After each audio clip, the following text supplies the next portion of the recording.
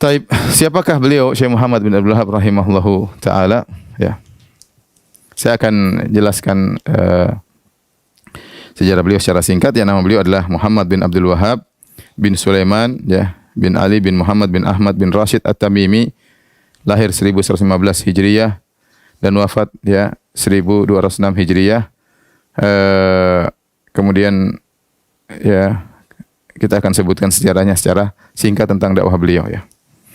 Taib. Muhammad bin Abdul Wahhab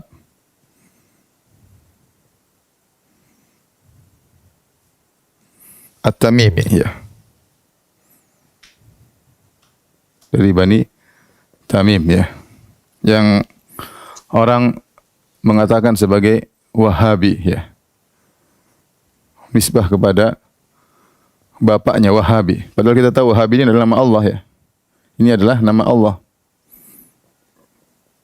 Nama Allah Subhanahu wa taala Wahhab. Bapaknya namanya Abdul Wahhab ya. Namanya Abdul Wahhab ya. Sehingga mereka menisbahkan kepada Wahabi padahal itu nama Allah Subhanahu wa taala. Kemudian mereka mencela. Seakan-akan mereka mencela nama Allah Subhanahu wa taala, nisbah kepada nama Allah untuk dicela. Ini suatu perkara yang memalukan ya, menisbahkan dakwah yang sunnah ini kepada nama Allah kemudian dalam rangka untuk dicela. Seandainya untuk dipuji, maka alhamdulillah dakwah kepada Allah Subhanahu wa taala. Tapi dalam rangka untuk mencela yang di situ adalah nama Wahhab, Abdul Wahhab. Baik. Lahir ya sebagaimana kita jelaskan tadi ya. Lahir 1115 Hijriyah atau 1703 Masehi.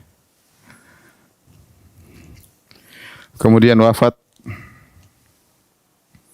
ya, wafatnya 1206 Hijriyah. Dari sini kita tahu bahwasanya umur beliau ketika wafat sekitar berapa? 91 tahun ya. Umur beliau 91 tahun ya. Kemudian beliau bapaknya adalah seorang alim Abdul Wahhab, seorang qadhi di Uyainah ya.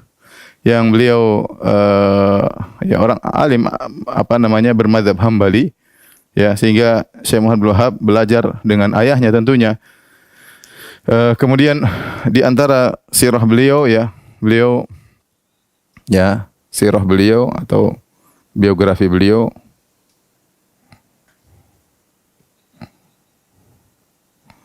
ya, pertama hafal Quran ya, hafal Quran sebelum balik.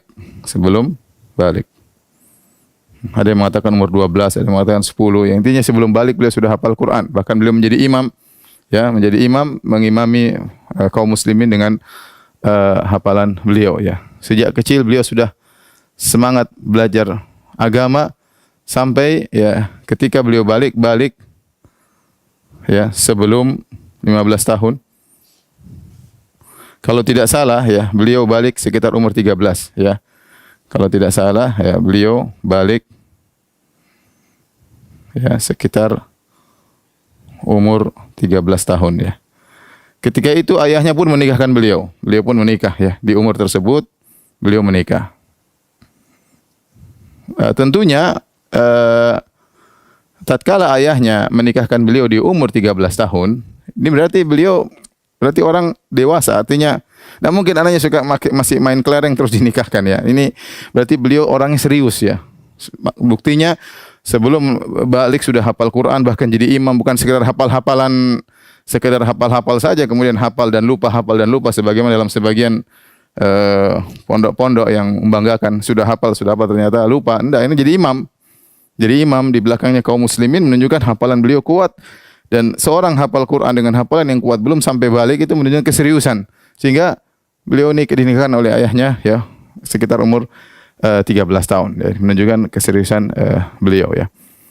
Saya punya kawan juga di Madinah S3 ya. Dia punya anak, dia bawa ke Madinah. Saya menyangka itu adiknya.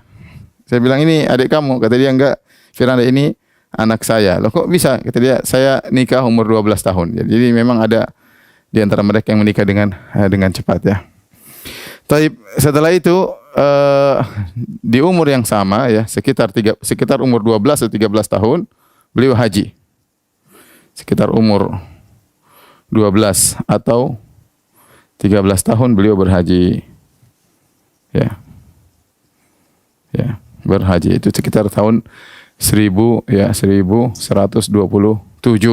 Hijriah beliau haji. Ini haji pertama kali beliau berihlah kemudian berangkat menuju ke kota Mekah untuk melaksanakan ibadah haji, kemudian bertemu dengan ulama di sana, kemudian beliau pergi ke Madinah ya. Maka disitulah beliau semakin mengenal para ulama. Setelah itu beliau pulang menuntut ilmu ya. Kemudian beliau melanjutkan rihlah kedua yaitu pada tahun 1135 Hijriah beliau haji yang kedua. Untuk zaman dahulu haji tidak seperti zaman sekarang ya.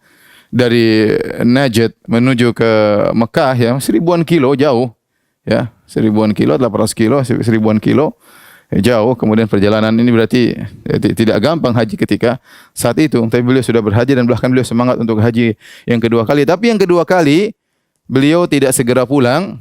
Di sini beliau menetap di Mekah ya untuk menuntut ilmu.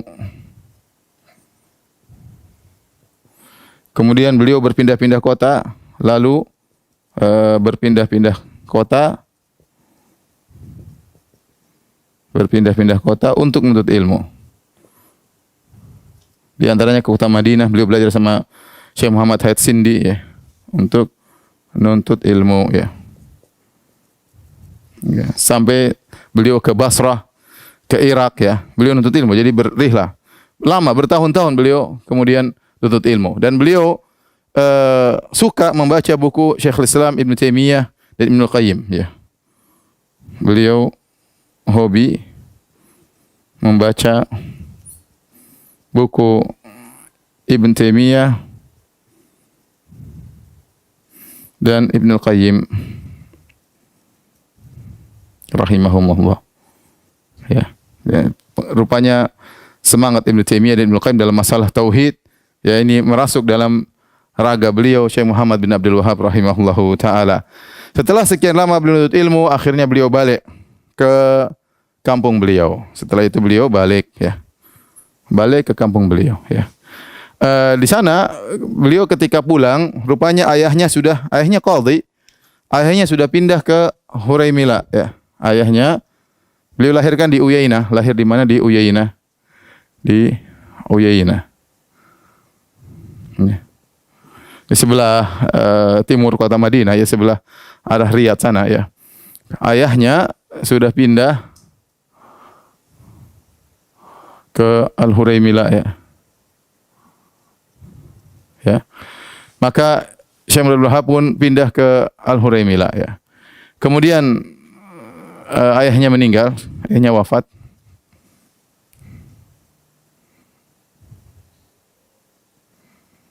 Wafat pada 1153 Hijriah ya. Ketika Syekh Abdul Wahhab mulai berdakwah tauhid dan kita tahu kondisi ketika itu, kondisi Najd ketika itu, Najd maksudnya daerah beliau, Najd ketika itu penuh dengan kesyirikan, khurafat. Ya. Kita bisa baca di tarikh Najd ya. Banyak orang percaya kepada dukun ya. Secara umum memang di jazirah sudah ada dakwah, tetapi fokus orang kepada fikih.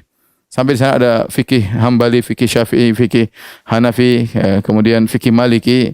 Tetapi perhatian terhadap tauhid agak kurang, tauhid al-uluhiyah agak kurang ketika itu. Sehingga secara umum penuh dengan kesyirikan dan khurafat.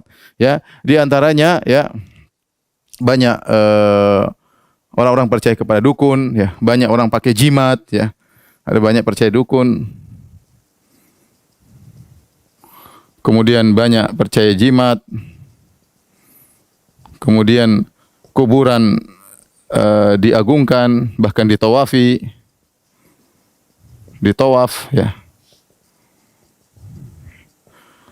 Kemudian istighosah kepada mayat. mayat-mayat orang-orang mati dan lain-lain banyak ya. Ruqyah ya. Ruqyah yang syirik. Yang ini menggugah Syekh Abdul Wahab untuk berdakwah tatkala itu ya. Terjadi suatu kondisi, ada pergelutan di antara kabilah di Huraymila, akhirnya Syekh berpindah ke beliau pindah ke Al-Uyainah. Tempat beliau lahir, Al-Uyainah. Di situ beliau ketemu dengan beliau tahu dakwah beliau tidak akan berkembang kecuali ada butuh bantuan dari pemerintah, dari penguasa. Butuh bantuan dari penguasa. Maka beliau mendekati amir dari Uyainah, yaitu Utsman bin Ma'mar ya. Utsman bin Ma'mar.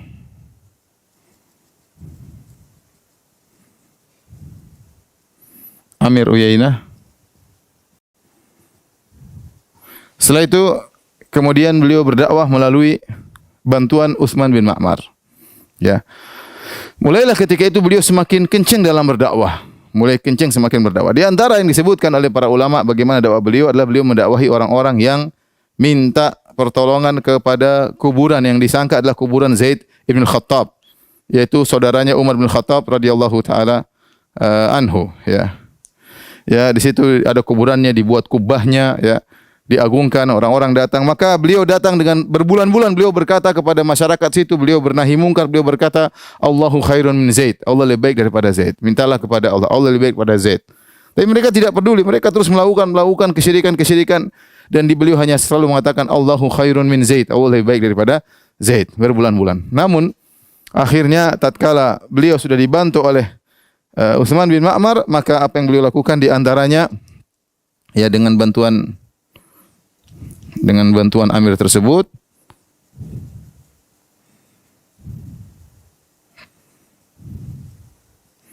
di antara yang beliau lakukan ya adalah meruntuhkan kubah tersebut. Meruntuhkan kuburan Zaid bin Khattab. Dan ini tentu kita tahu adalah sunnah ya.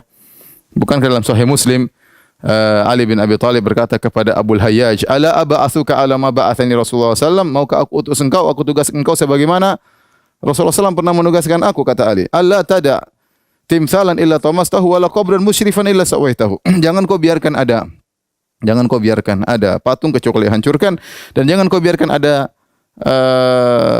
kuburan yang tinggi kecuali kau ratakan. Dan dipraktekkan oleh Syekh Muhammad rahimahullahu taala ya. Ini kemudian menjadi rame ya. Di antara yang membuat rame juga ya ketika beliau berdakwah konsentrasi kepada tauhid ya, yaitu di antaranya ada wanita yang mengaku, ada wanita yang mengaku berulang-ulang bahwa dia telah berzina.